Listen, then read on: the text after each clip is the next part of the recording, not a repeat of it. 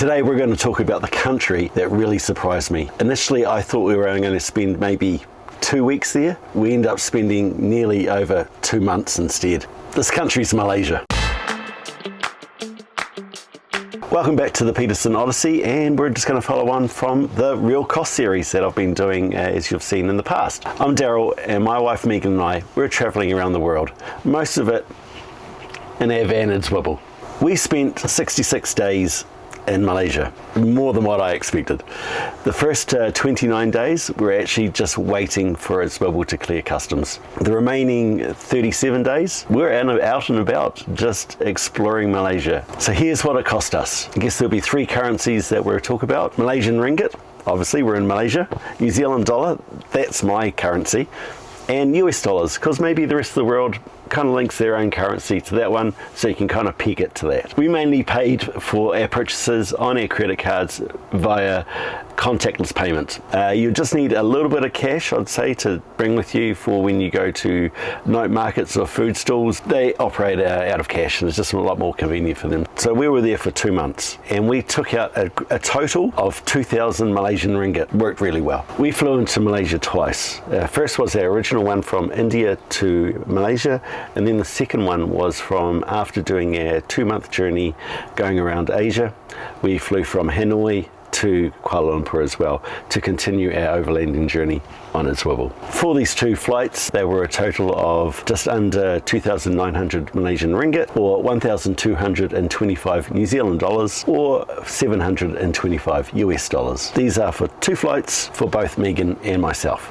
Let's talk about accommodation. We stayed in Kuala Lumpur for 4 weeks waiting for Zwibble to be cleared by customs. Clearly the duration was longer than what we expected or liked, so we pretty much were extending our Airbnb in the same location we were every few days. So, you know, we could have gone somewhere else a little bit in the outer suburbs of Kuala Lumpur, but we were happy with where we were. Once we got to Zwibble though, our accommodation costs dropped dramatically. You could almost say that we swapped accommodation costs for diesel costs instead. This category also includes the costs that it cost us to park at Zwibble overnight, but I'd say for a vast majority of the time while we were in Malaysia, it was free. Our accommodation costs were 5,364 Malaysian ringgit, which equates to about 2,333 New Zealand dollars, or 1,342 US dollars. A little bit higher than what we expected, but as I said, you know, we had that huge Airbnb cost at the beginning. So this will be on sightseeing. Didn't really scrimp much on this. Malaysia is a fantastic country, if I haven't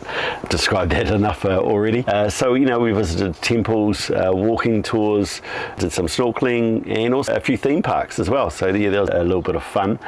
So we're not going to show you the absolute cheapest way to travel. We're just explaining what it cost us. These cost us 2,255 Malaysian ringgit, which is about 975 New Zealand dollars, or 565 US dollars. Food and drink, one of those life charges that you cannot avoid. So we ate out a lot while we were in Malaysia. Our Airbnb, the cooking facilities were not the greatest, but then also as well, there were some amazing food spaces around where we lived. Maybe not the chicken rice shop, but you know, that was really cheap. So the food is fantastic, and really you get bang for your buck. I would almost say you would spend less money going out and eating out than buying it in a supermarket, taking the time to cook it and prepare it at home. But as we got back into Zwibble, I must say the DNA started pinging again, and it's like I needed to start cooking again, and it was good just, you know, having your own meals. So for those 2 months, our food cost was just over 6,000 Malaysian ringgit, which is 2,600 New Zealand dollars, or 1,500 US dollars. Amazing value for money. So this category now is transport. Our time in Malaysia, we used a lot of public transport, including trains, the monorail, and also Grabs, which is the equivalent of Uber. But once we got to Zwibble, we were on the road, and diesel was our biggest cost. Thankfully, Malaysia is a major oil producer and oil refiner, so diesel, especially during the conflict that happened with Iran, let's put it there, diesel costs at this time were probably the most inflated for a long time. Comparatively, the fuel costs in Malaysia were a lot cheaper than the rest of the world. So most of our costs when we got into Zwibble were either on diesel, parking, or touch and go tolls going through Malaysia. It was pretty convenient. I think the card we got at a 7-Eleven shop, you can download the app onto your phone, link it all together, and then you're almost away laughing. Though there was a tricky one, as foreigners, they don't accept foreign credit cards. So there is a little bit of a workaround. I think it was more like a direct bank transfer that was then linked as well. Thankfully as well, we do use Wise, and it worked conveniently with that there. I know it does sound a little bit waffled here and confusing. If you do have any questions, just please put it in the comments below. More than happy to explain it. So our transport costs, this came to 3,923 Malaysian ringgit, which is about 1,695 New Zealand dollars or 980 US dollars. And I'll break this down even more for you, just to make it a lot more clearer. So diesel, our biggest cost, that was 2,870 Malaysian ringgit, which is about 1,240 New Zealand dollars or 717 US dollars. Parking was 47 Malaysian ringgit, which is about 20 New Zealand dollars or just under 12 US dollars. That's for 2 months. Wow.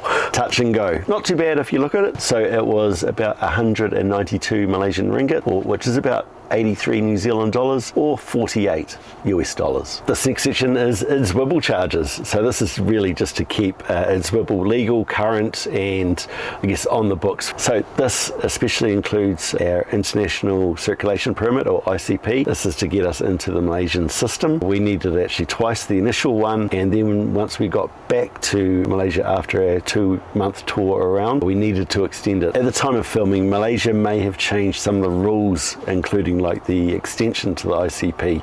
So please do your homework and research on this. We went through a broker getting the ICP, and his cost to us also included the insurance as well for Zwibble. We also bought a few little upgrades for Zwibble as well. This included some of the storage up here and some of our bedding. Hopefully try and get some more cooler nights, because yeah, Malaysia sure was warm. Our Zwibble expenses came to 2,220 Malaysian ringgit, which is about 950 New Zealand dollars or 555 US dollars. Included in this total is when we parked at Zwibble for the 2 months that we were away in around Asia, and that was 480 Malaysian ringgit. For 2 months, that was pretty good. You also may know that Zwibble suffered some damage during the shipping of her from New Zealand to Malaysia. We haven't included that. We've included that previously in other episodes. So if you want to see them again, please see the description below. Click the link above. Other costs. Thankfully, as New Zealanders, for Malaysia, we are entitled to 90 days visa-free. We used that. That was great. As you can imagine, for 2 months, yeah, we had a bit of laundry to do. Thankfully as well, there was a very convenient laundry not that far from where we were staying. It cost us 87 Malaysian ringgit for laundry for those 2 months within Malaysia, which is about 38 New Zealand dollars or 22 US dollars. Getting your phone to work. So you can either have an eSIM, you can purchase a local Malaysian SIM card. We were very fortunate. Once we arrived at Kuala Lumpur Airport, we both picked up a local SIM card each. These were reasonably cost effective, and also the coverage was quite good as well. When we came back to Malaysia from Vietnam, it was only for a few days, so Megan ended up just getting an eSIM for herself just for those 3 days to get us into Thailand. And for our eSIMs, we generally just use Air Arlo. For our 2 months in Malaysia, this cost us 215 Malaysian ringgit, which is about 106 New Zealand dollars or 54 US dollars. Bank fees, normally associated with your ATM fees when getting cash. So this cost us 68 Malaysian ringgit, 29 New Zealand dollars or 17 US dollars. And then there's our personal expenses. Everyone's different obviously, but this is what we spent. The new clothes, mostly related to the weather. Would you believe it, Megan's not a blonde, so she has to get her hair done. And Megan's doing a little bit of contract work on the side, and she normally does that work in cafes, getting the good internet as well to do that. So this is probably a little bit more than what we would typically spend, but you know, we were in Malaysia for quite a bit, and also just waiting for Zwibble to be cleared as well. I guess a bit of it was just killing time. So this came to about an additional 2,769 ringgit, which is about 1,203 New Zealand dollars, or just under 700 US dollars. So we're at the end.